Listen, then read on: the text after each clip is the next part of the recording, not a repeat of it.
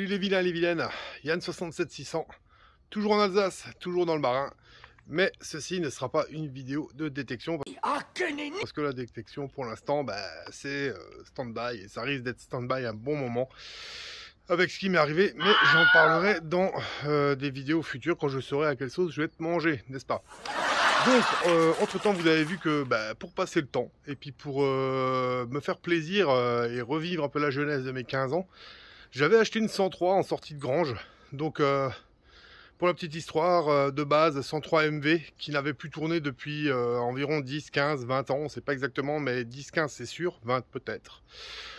Qui avait été très mal tuné par des gamins à l'époque, comme c'était souvent l'usage, hein. Donc peinture à la bombe, sans cacher les chromes, sans démonter la mobilette, sans vernis, sans rien, enfin j'en passais des meilleurs. Donc je l'avais acheté, je l'avais fait tourner, donc j'avais fait une vidéo hyper courte que j'ai mis sur YouTube qui durait 20 secondes, mais parce qu'à la base c'était une vidéo qui était destinée à... pardon, petit retour. Qui était destinée juste à Facebook, comme ça, pour mon Facebook perso en plus. Bon voilà, premier démarrage, après 10 ans, une bougie neuve, un peu d'essence, nettoyage carbu et... le premier démarrage, hein. Elle est encore au starter. Donc voilà.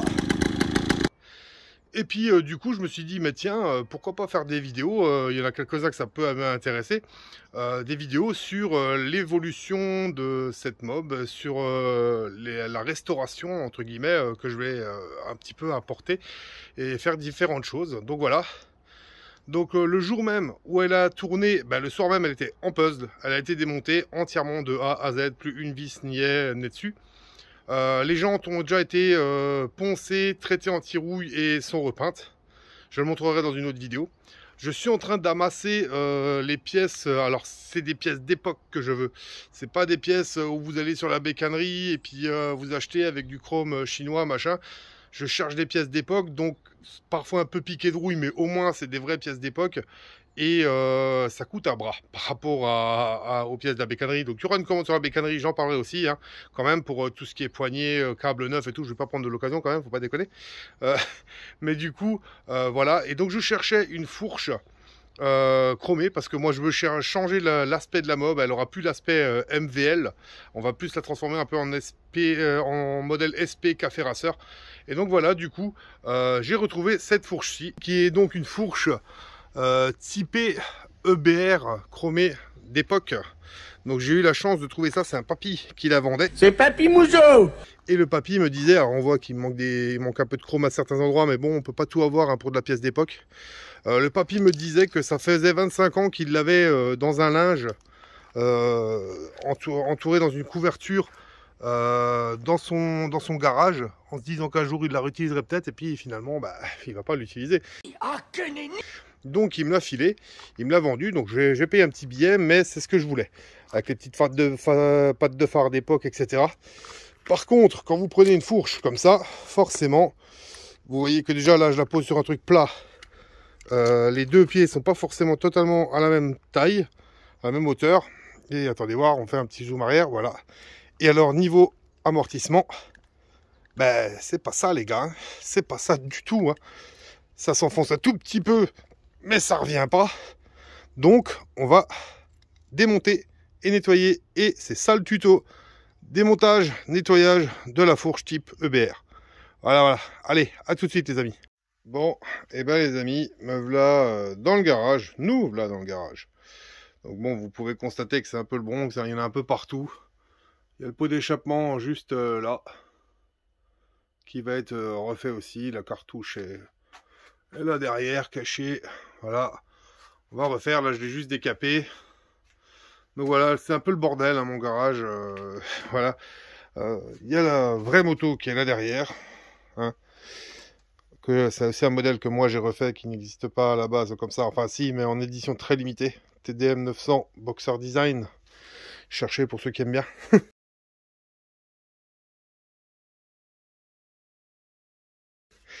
Et donc voilà, cette fourche donc que j'ai pas encore nettoyée, que j'ai pas encore démontée, dont j'ai rien fait, et que je vais tâcher déjà de démonter, de nettoyer boulon par boulon, etc. Et quand on arrivera au fait de refaire les fourreaux de fourche, enfin la graisse et tout ce qu'il y a dedans, là je vais faire la vidéo. Parce que comme je vous l'avais dit juste avant, on le voit bien, hein, je suis obligé de forcer. Alors il n'y a qu'un seul tube qui descend, l'autre ne descend quasiment pas, donc ne remonte pas. Donc voilà, il y a un petit souci, hein, donc on va nettoyer ça. Voilà les amis, allez, à tout de suite. Bon, et ben les amis, donc j'ai déjà démonté le tête de fourche supérieur et tête de fourche inférieur. Moi je démonte en même temps que je nettoie, donc c'est mon habitude, je fais comme ça, je continue. Tout ça là, j'ai pas nettoyé parce qu'on va effectivement du coup les démonter et les nettoyer là. Donc j'ai quand même mis, malgré que mon établi soit déjà un petit peu crade, hein, j'ai mis un carton pour le protéger. Vous allez voir que ça va être vraiment utile parce que bon, il va y avoir de la merde qui sort. Là, j'utilise donc du coup du nettoyant frein pour nettoyer après. Et ça, c'est de la graisse que vous trouverez sur Amazon ou des bricots dépôt, etc. à pas trop cher. Voilà, graisse universelle au lithium. Donc, on commence par enlever ces espèces de ressorts qui retiennent les caches-poussières. Voilà, on les nettoiera après. On fait pareil tout de suite sur l'autre. Voilà, ils seront nettoyés après. Cache-poussière, on les enlève très facilement. Les miens sont encore en bon état, hein. Ils sont pas craquelés ni rien, donc on va les garder, on va les nettoyer aussi avec le nettoyant frein. Le deuxième, bah forcément c'est la même chose, hein. Il n'est pas nettoyé, il est pas cassé, pas effrité ni fissuré, donc on le réutilisera, on nettoiera, on les réutilisera. Pour ceux, donc du coup, vous voyez bien que ici ça coulisse pas super, alors que celui-là coulissait plutôt pas trop mal. Mais on va refaire forcément les deux, si déjà on commence. Hein. Ouais, c'est pas faux. Pour ceux qui ne savaient pas, pour les démonter, c'est on tourne, on dévisse, tout simplement. Voilà, regardez voir. Ouh, le ressort, il adore ça. Regardez-moi voir ça. Le ressort est dégueulasse. Dégueulasse, genre rouille. Super. À mon avis, ça va être bien beau. Faut pas mélanger les côtés. Hein. Il y a un côté qui est prévu pour avoir le tambour de frein et l'autre qui n'est pas prévu pour. Donc du coup, ils n'ont pas tout à fait la même longueur. Donc voilà, celui-là, vous voyez qu'il il se démonte mieux. Et celui-là, il y a limite de la graisse, de la belle graisse dessus. Donc bon, on va voir. On va nettoyer ça maintenant. Donc moi, j'ai l'habitude de faire ça avec un chiffon. Celui-ci est déjà un peu sale. On va commencer par se concentrer sur les tubes. Donc ça, je le mets de côté pour l'instant. Donc sur les tubes plongeurs, on essuie l'ancienne graisse déjà dans un premier temps. Hein. Voilà, vous voyez que c'est bien crado. Hein. Donc forcément, avec de la merde comme ça, ça pouvait pas bien... Ah, la fourche là, on voit qu'elle... On voit que ici c'est bien piqué hein, quand même. Hein. Voilà, on va essayer d'espérer que la graisse fasse bien son effet. On va prendre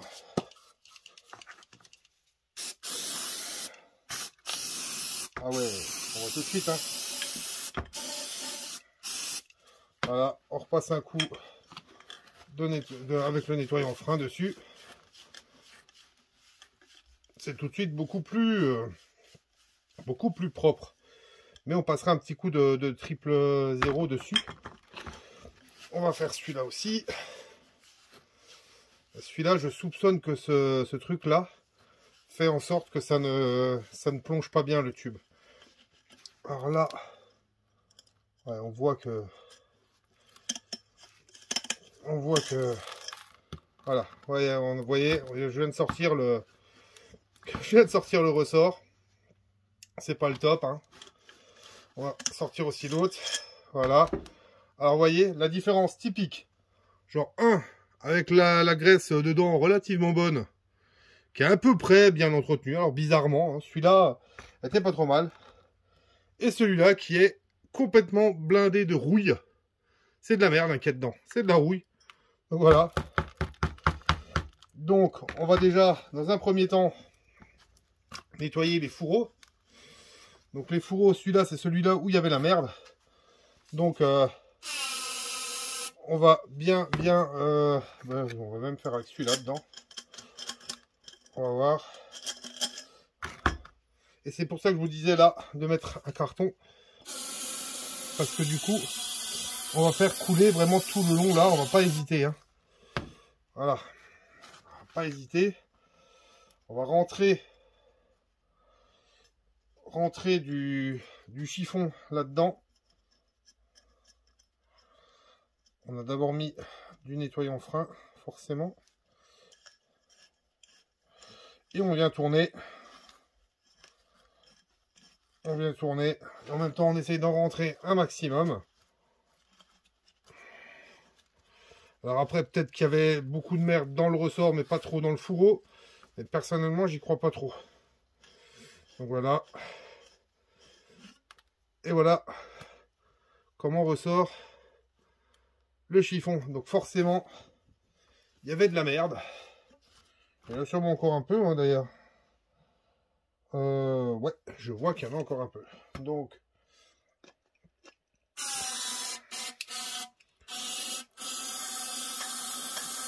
voilà. On continue de le nettoyer. On va continuer. On va re-rentrer un chiffon dedans. Voilà. On continue. On tourne pour le faire rentrer. C'est déjà, ça sort déjà un peu plus propre. Moi, je vois à l'intérieur. On le voit à l'intérieur qu'il y a. Attendez, alors j'essaie de vous faire voir. Voilà, on voit sur les côtés qu'il y a encore des choses. Donc moi, ce que je vais faire, c'est que je vais passer déjà un coup de compresseur pour voir. À tout de suite. Bon, bah mes amis, me voilà. J'ai triché. J'ai passé le coup de compresseur, mais du coup, vous pouvez voir. Attendez voir. Avant, on voyait que ça, qu'il y avait des bouts sur les côtés, et là, de la rouille. Et effectivement, là, du coup, il n'y a plus rien. Donc voilà, on va pouvoir continuer. Donc moi, ce que je vais faire, c'est que je vais passer un coup de triple zéro. Donc je vais aller en chercher, parce que j'ai oublié d'en chercher. Voilà. Donc, je ne mens pas. Voilà. Le petit coup de triple zéro, paille de fer. Donc voilà. Et là, on vient nettoyer son fourreau de fourche comme il faut. On peut y remettre un petit coup de nettoyant frein, c'est pas perdu. Voilà. Comme ça, on vient enlever tout le reste de graisse. Comme ça, on part sur du propre, sur du neuf. Si déjà on s'emmerde à nettoyer, à la démonter, on va tâcher de faire ça aux petits oignons. Voilà, voilà.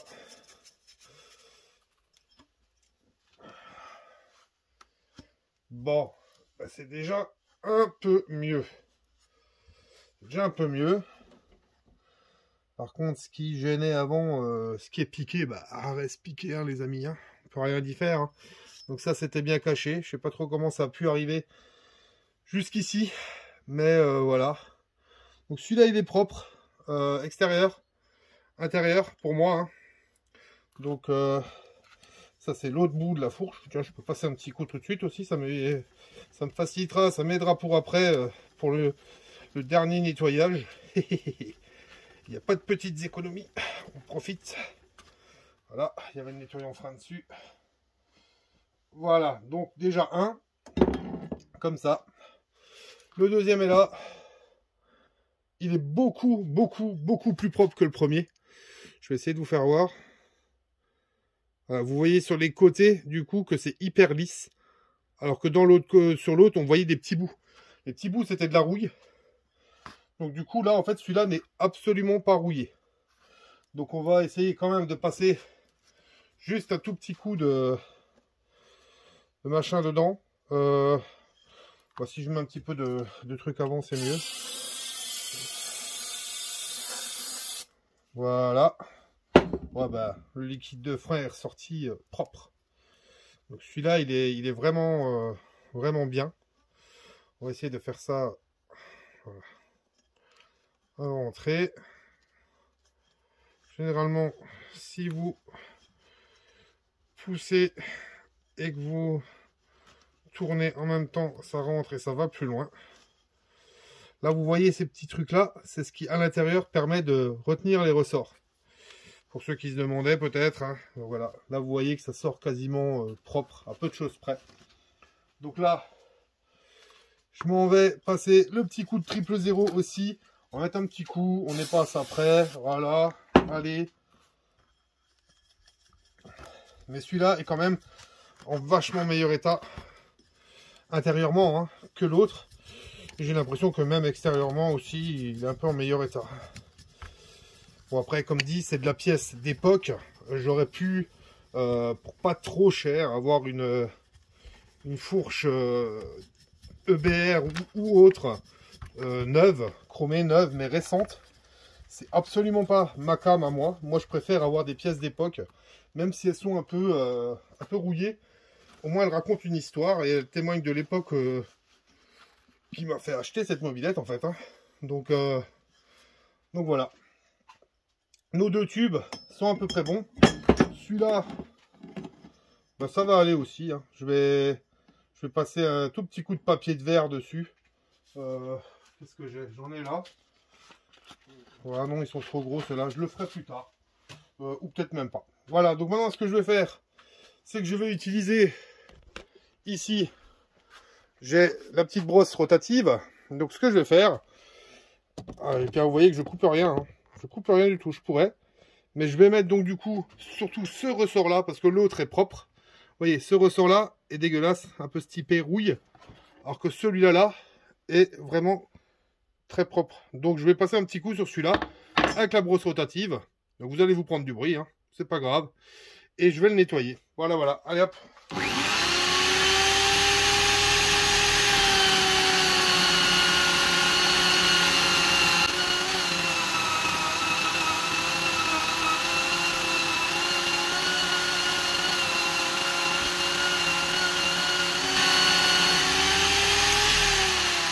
Et voilà. Là encore une fois, on va essuyer. Mais il a une bien meilleure gueule qu'avant. Il y a juste un truc là qui est dedans qui m'ennuie. C'est un bout de graisse, mais j'aurais bien aimé l'enlever. J'ai un bout de câble qui traîne, allez hop. On va essayer de faire avec ça. Voilà. Un bout de graisse avec du truc de maïs dessus, de la fan de maïs. C'est pour rappeler la détection peut-être. Mais toujours est-il que voilà, c'est enlevé. On va revenir ici. Je refais le point. Comme dit, moi je coupe rien. Vous le savez, hein, je vous montre tout moi. Voilà, les deux sont là. Ici. Donc on va repasser un coup de nettoyant frein sur chacun. Surtout sur celui-là qui est le plus niqué. Regardez ça, elle est niquée. Elle est complètement niquée. Entre guillemets, on a excusé l'expression, mais voilà. Lui, on va y aller aussi un peu, mais voilà. L'ancienne graisse qu'il y a dessus, ça me gêne pas forcément. De toute façon, je vais remettre encore de la nouvelle en plus. Donc, l'ancienne peut rester, c'est pas dérangeant. Voilà. Bon, et ben, du coup, on se retrouve avec ces deux parties-là. Déjà, relativement propres. Du moins propre comme il faut. Hein. Vous n'arriverez pas à avoir tout. Alors si, vous pourriez avoir tout. Mais personnellement, je vois pas trop l'intérêt. Dans 2 minutes, on va remettre de la graisse. donc voilà. Ça sert à rien de les avoir picobello. Si on voit qu'il n'y a plus de boue ou de trucs dedans, c'est pas la peine de chercher à les avoir hyper bons. Quoi. Maintenant, on va les nettoyer eux. Parce qu'on voit bien. Ou pas. Non, on ne voit pas. Donc je vais montrer. On voit bien qu'à l'intérieur, c'est crado, les amis. C'est crado à l'intérieur. Donc, c'est la graisse. Hein. Donc, voilà. On va nettoyer à l'intérieur. Toujours avec le nettoyant frein. Nettoyant frein qui est du coup notre meilleur ami. Hein, à ce moment-là. Voilà. Alors, faut pas hésiter à prendre le chiffon. Du coup. Parce que vous voyez, c'est dégueulasse.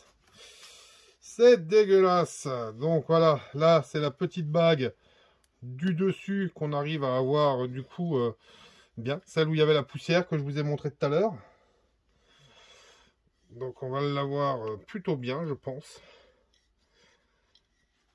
Voilà. Donc vous voyez toujours pas terrible, mais vous voyez que ça commence à venir. Hein. Après, de la petite poussière, il y en aura toujours. Donc voilà, je vais pas chercher à avoir non plus la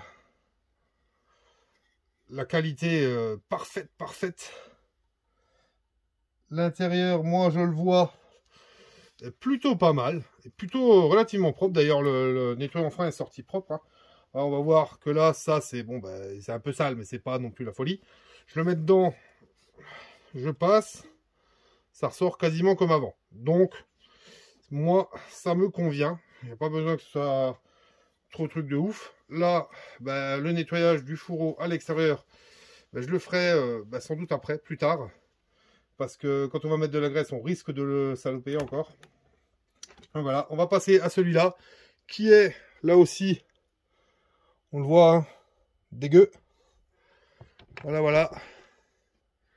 Et hop, un coup de nettoyant frein à l'intérieur. Hein. On n'a pas peur. Et à l'extérieur, voilà. On nettoie.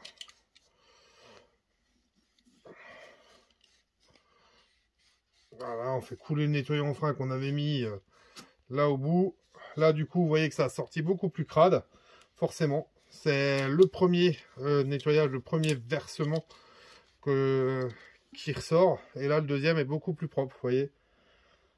Forcément. Donc là, le mec qui l'avait avant avait pas forcé en graisse. Hein. Avait vraiment pas forcé en graisse. Alors que la graisse, comme je dis toujours, dans ces cas-là, vaut mieux en avoir trop que pas assez. Le gras, c'est la vie. Voilà. Donc, on a tout de nettoyer. Les fourreaux là sont nettoyés. On va enlever ça, c'est l'atelier, c'est pas grave, je passerai un coup d'aspi. On a les deux ressorts. Celui-là va là. Celui-là va de l'autre côté, de base. Mais bon, à la limite, ça serait pas trop grave. Voilà. Et on a nos tubes. Donc celui-là, quel côté va où? Quel côté va où? Celui-là va là. Et celui-là, le premier, va ici. Voilà. Je vous reprends tout de suite dès qu'on commence à remonter. Bon, les amis, on va commencer le remontage. Donc, prenez votre ressort. Hein. Moi, perso, la graisse, je la prends avec les doigts. Parce que bon, faire ça au gant ou quoi, je trouve pas ça forcément très hygiénique. Et puis voilà, je trouve qu'on sent mieux les choses. Voilà. Donc, je prends avec le doigt. Je badigeonne, j'en mets entre les spires. De toute façon, ça, c'est juste, entre guillemets, le démarrage. Hein. Quand on va en mettre ensuite dans les fourreaux, ça va de toute façon remplir le ressort. Donc, il n'y a pas de... Moi, je fais ça plus par acquis de conscience que pour une réelle utilité. Mais je me dis toujours, mieux vaut plus que pas assez. Donc, voilà. On fait ça.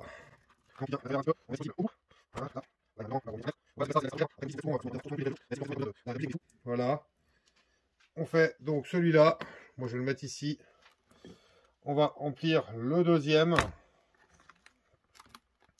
Où j'ai laissé du coup un peu de l'ancienne. Hein. Et on voit que c'était quasiment la même apparemment. Hein.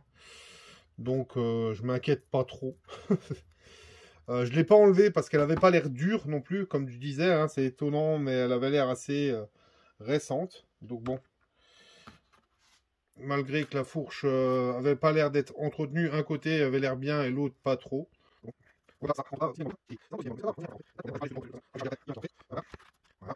Voilà, le deuxième, à mon sens, est bon aussi. Bon, les amis, je viens de m'apercevoir que j'ai fait une connerie parce que du coup, vu que j'en ai pris, ça diminue, ça va vers le fond. Donc je me disais, tiens, il y a peut-être un truc pour pousser. J'ai vu un machin, j'ai tiré et en fait, ça l'ouvre ici.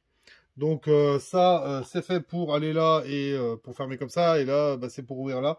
Donc du coup, ça ne m'arrange pas des masses. Ça m'arrange pas des masses, mais c'est pas grave. Donc, voilà. Donc ça, c'est celui qui était un peu piqué. Un peu beaucoup. Un peu beaucoup, hein. Donc voilà. On va lui mettre de la graisse à l'intérieur. Donc, on n'hésite pas, hein. On n'hésite pas. On en met à l'intérieur. C'est ce que je vous disais, hein. Le ressort va être de toute façon pris dans la graisse.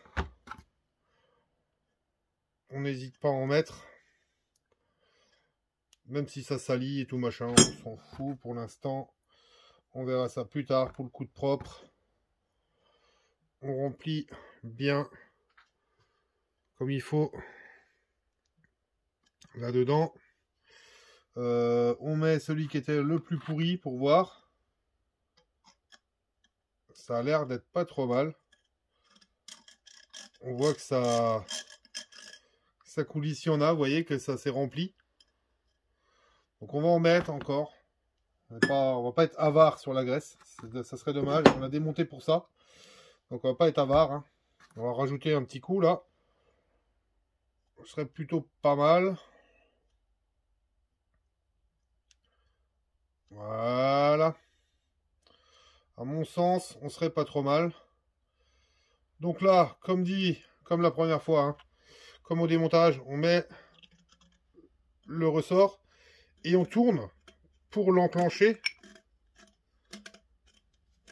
Pour l'enclencher ici. Donc, alors par contre, méfiez-vous de combien de tours vous faites, hein. Méfiez-vous de combien de tours vous faites. Vous mettez, vous comptez là, vous enclenchez ici. Il est en dessous, un tour, voilà. Faites comme ça, pourquoi? Parce qu'il va falloir régler les deux à la même hauteur, forcément. Sinon, vous allez avoir un côté qui plonge plus que l'autre. Ensuite, on va remplir celui-là. Donc là, c'est pareil, hein. On va le remplir de graisse le coco. Voilà. On s'en fout si c'est propre ou pas. On essaye de pas trop en foutre partout non plus. C'est pas la. Moins on en a nettoyé, mieux on se portera, hein, forcément. Mais on en met dedans. C'est pas un problème.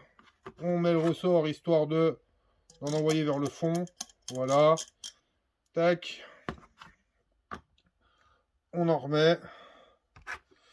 Oui, il s'est rempli un peu plus vite que le premier, celui-là. Mais parce que je mets des plus gros coups, je pense. J'en ai un peu plus sur le doigt. Je mets un peu plus de graisse. Donc du coup, c'est un peu plus plein. Et là, on fait exactement la même chose. On va jusqu'au fond. On compte. On tourne. C'est celui-là là en dessous. Voilà. Un tour. Donc logiquement, si on ne s'est pas planté, en faisant comme ça, on a... Je vais vous prendre autrement parce que sinon vous n'allez pas le voir. Voilà, on a la même hauteur de ressort là. Donc voilà, on est plutôt pas mal. Nos tubes sont graissés, les ressorts sont à la même taille. C'est plutôt pas mal du tout. Quoique celui-là, il faut le sortir un petit peu. Voilà, voilà. Là, j'ai tout au poil. Donc, maintenant, ben, de la graisse, on en a encore. Donc, on va venir en mettre là-dedans. Maintenant, on va bourrer là-dedans, hein, tout simplement. Donc, je vais prendre ma clé de 13, allez hop. La clé de 13 qui traînait là. Tac. On va mettre la graisse là-dedans. Voilà. On farfouille. On en a encore là. Voilà. Vous voyez qu'on fait un beau petit pâté, hein. On fait un beau pâté là-dedans, hein. Voilà. On va rentrer là-dedans. Alors ça a du mal forcément parce que il n'y a pas d'air qui passe de l'autre côté. Vous entendez le pchit à chaque fois? Je vais essayer de vous le faire entendre, ça serait marrant. Voilà. Voilà. Donc, je mets le doigt dedans, je fais le gros dégueulasse. Voilà. Donc, j'en mets pas trop non plus, ça sert à rien. C'est pas la peine de trop, ça va, avec ça qui est dedans, ça va coulisser et ça va se faire. Donc voilà, de toute façon, on va déjà en mettre là maintenant. Et on va déjà voir ensuite, on va réenquiller les machins dedans. Et puis de là, on verra si c'est bien, si c'est assez ou pas du tout. Auquel cas, on en remettra s'il y a besoin. Voilà. Allez hop. Toujours avec ma clé de 13. Hein. Je suis désolé, le cadrage est peut-être pas tout à fait bon. Voilà. Hop là. Voilà, voilà. Donc, je m'en vais m'essuyer la main. Voilà, quand même. Et donc, du coup, on disait que celui-là, c'était celui-là qui allait ici. On entend le bruit. Hein. Donc, je les revisse jusqu'au bout. Voilà. Et donc, du coup, je le fais maintenant travailler. Là, je le fais bosser et on se rend compte que ça va déjà quand même largement mieux qu'au départ. Hein. On voit que ça rentre, ça sort, il n'y a pas de souci. On va essayer le deuxième. Voilà. Pareil, on le visse. Il ne sort plus. Et voilà.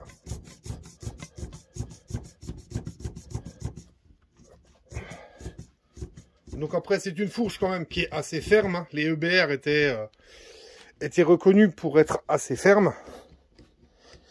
Donc là, à mon sens, la fourche est plutôt pas mal.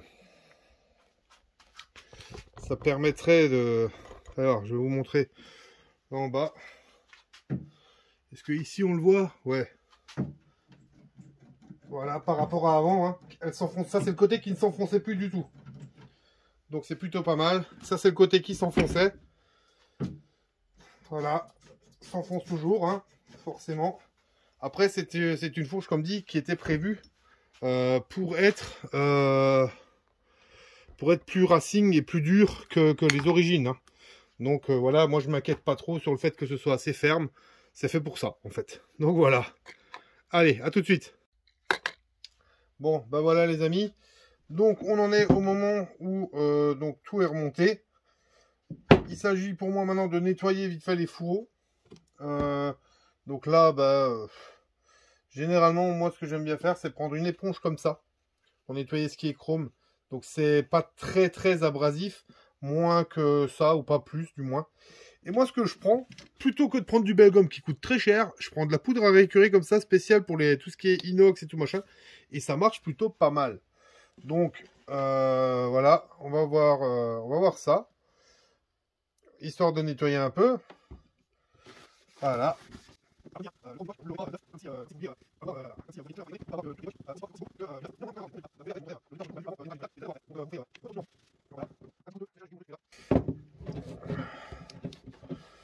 Voilà. Et pour moi, vous voyez, ça n'a pas grand-chose à envier à du Belgum. Alors certes, oui, hein, la rouille, là où le chrome a craqué, il a craqué, il est plus là. On va pas, aucun produit ne pourra vous l'inventer. Hein. Donc voilà. De là, on va pouvoir après remettre le cache-poussière. Donc, je vais d'abord nettoyer le deuxième. On remet un petit coup, on n'est pas radin, hein. C'est pas ça qui coûte cher. Mais en plus, j'ai pris de la marque Repère du Leclerc. Il marche aussi bien qu'un autre. Hein.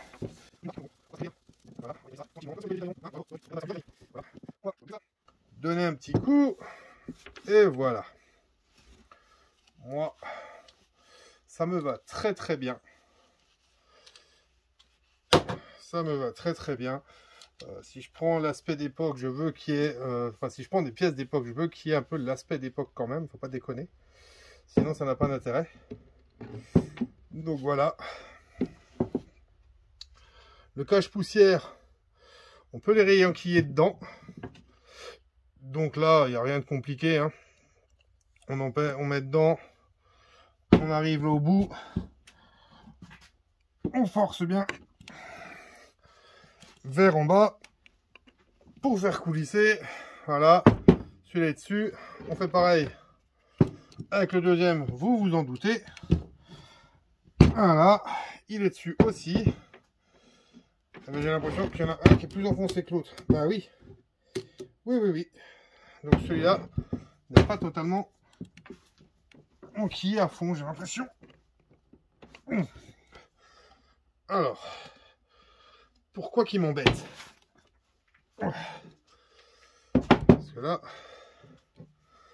effectivement, j'ai l'impression que, vous voyez, il y a une différence. Il y en a un qui est enquillé bien à fond et un qui est beaucoup plus haut. Donc, si c'est pour ça, on va pas se faire chier, on va mettre un petit coup de graisse. Il va descendre tout seul le garçon. De toute façon, un peu de graisse, un peu plus ou un peu moins, vous allez me dire. Hein. Voilà. Tac, tac.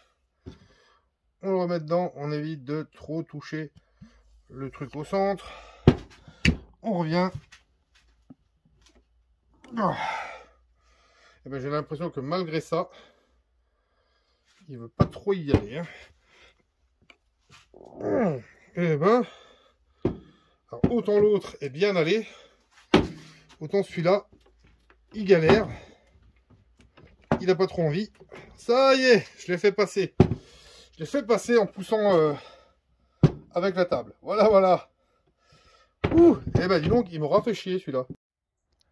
Bon bah mes amis, les petits vilains, voilà. Voilà la fourche nettoyée.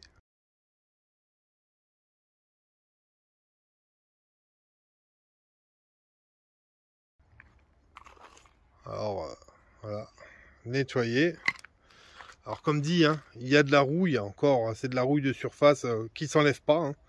Mais au moins c'est d'origine, je veux dire c'est des pièces d'époque, c'est pas les nouvelles toutes belles, toutes chromées. Alors comme dit, il y en a qui voudraient que tout soit tout beau, tout chromé, machin et tout. Moi je préfère garder une certaine authenticité. Et donc du coup avoir de la pièce d'époque un peu rouillée, mais c'est un parti pris, chacun fait comme il veut. Hein. Donc voilà, avec les fourreaux nettoyés aussi. Donc pour une fourche, alors certes là c'est rouillé, c'est un peu machin, mais pour une fourche qui a entre 25 et 30 ans, personnellement je trouve qu'elle est plutôt pas mal. Hein. Après vous verrez sur la bécane quand elle va rendre, quand il y aura un phare dessus, un guidon. Le phare je l'ai déjà, le guidon je l'ai déjà, mais je vous montrerai ça plus tard. Il y aura un compteur aussi, etc. Donc voilà, là cette hauteur là pour l'instant je ne l'ai pas réglé, hein. On voit que ça dépasse très peu, mais il faudra que j'ai la bécane pour voir la hauteur de colonne, etc. Pour faire le réglage de sté inférieur. Donc on verra, c'est par la suite que ça se fera.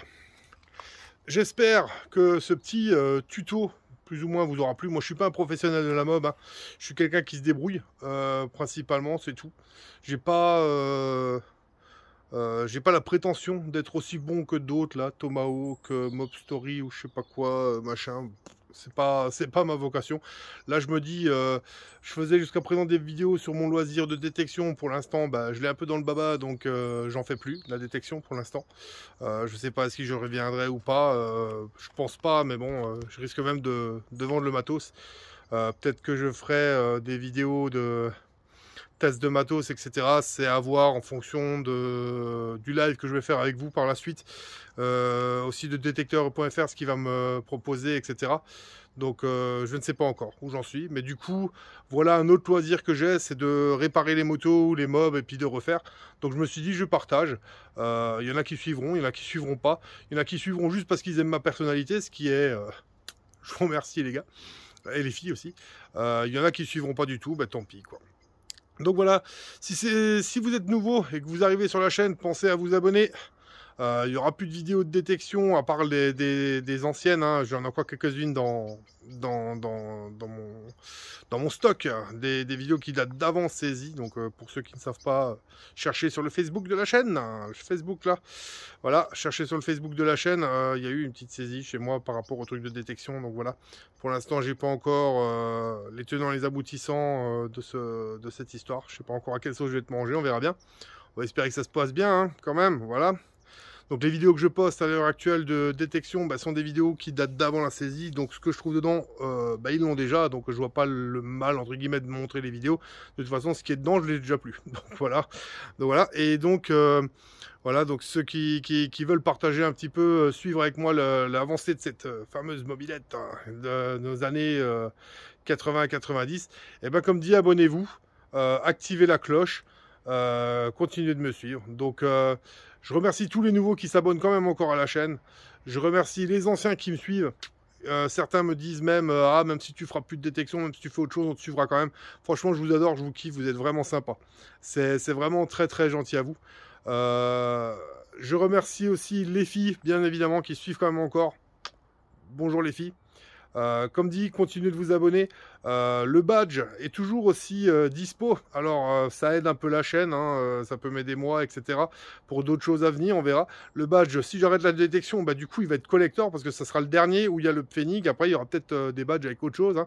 Si je fais de la mobilette, ça sera une mobilette peut-être ou machin, j'en sais rien. Je sais pas du tout, mais du coup, il risque d'être collector. Donc, comme je le rappelle toujours, il est à 5 € port compris, donc sous enveloppe à bulle, etc.